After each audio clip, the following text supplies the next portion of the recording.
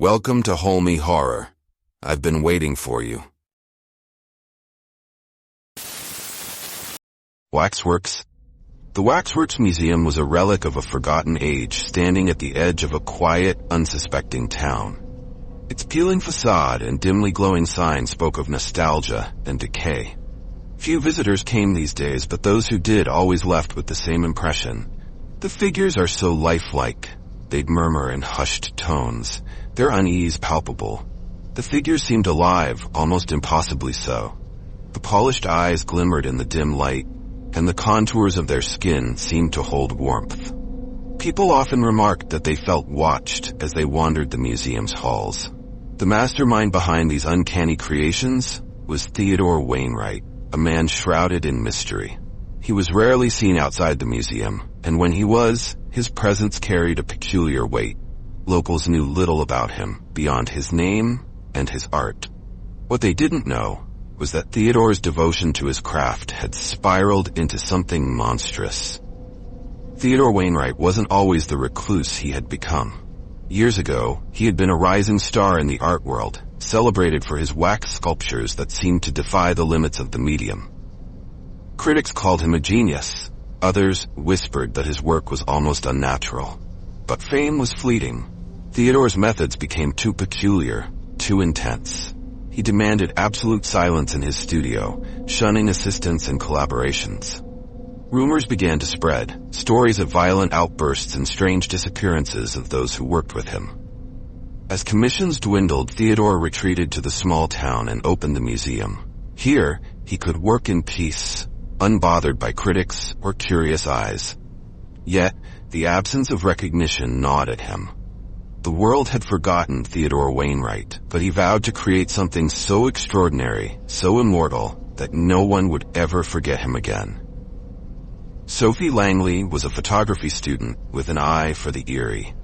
When her professor assigned a project to capture the uncanny, Sophie knew the Waxworks Museum was the perfect subject. On a brisk autumn afternoon, she arrived at the museum, camera slung over her shoulder. The door creaked as she pushed it open, and a small bell jingled overhead. The air was cool, carrying a faint chemical smell. "Welcome," a voice greeted her. Sophie turned to see a tall man with piercing blue eyes and a sharp, almost skeletal face. His dark hair was slicked back, and his movements were slow and deliberate, like an actor on a stage. "Theodore Wainwright," he introduced himself, extending a gloved hand. "Sophie Langley," she replied, shaking his hand. His grip was firm, his skin cold. "I don't get many visitors these days," Theodore said, his smile not reaching his eyes. "What brings you here?" "I'm working on a photography project," Sophie explained. "I thought your museum would be inspiring." "Inspiring," Theodore repeated, as if tasting the word. "Yes, I like that. Please take your time. My art speaks for itself." As Sophie wandered the dimly lit halls, her unease grew. The figures were arranged in elaborate scenes, a 1920s jazz club, a Victorian family dinner, a medieval knight mid-battle. Each figure was impossibly detailed, from the faint lines on their lips to the glint of light in their eyes. When she crouched to photograph a woman in a flowing gown, she noticed something that made her heart race.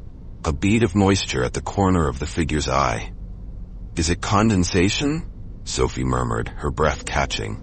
"You have a sharp eye," Theodore said, suddenly behind her.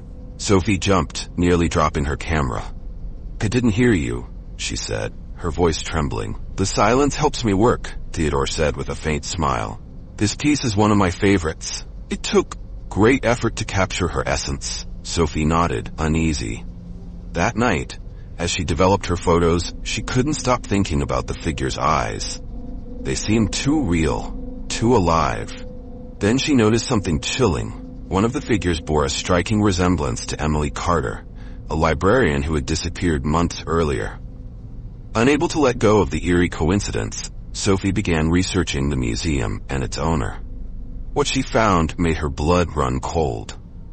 Over the past 5 years, several people had gone missing in the area, all last seen near the museum. Emily Carter wasn't the only one. A florist, a high school teacher, a traveling salesman, all vanished without a trace. Sophie's curiosity turned into obsession. She needed answers. She returned to the museum, this time under the guise of wanting to interview Theodore for her project. "You've come back," Theodore said, his expression unreadable. "Your work is fascinating," Sophie said. "I'd love to learn more about your process." Theodore's lips curled into a faint smile. An artist doesn't reveal his secrets so easily. As they walked through the museum, Sophie asked questions, her tone casual. But when she pointed to the Victorian woman and asked how he achieved such lifelike eyes, Theodore's demeanor shifted. "It's all in the details," he said curtly, his gaze lingering on her. Sophie couldn't shake the feeling that she was on the verge of uncovering something terrible.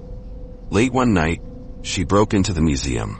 Armed with a flashlight, she navigated the dark halls, her heart pounding.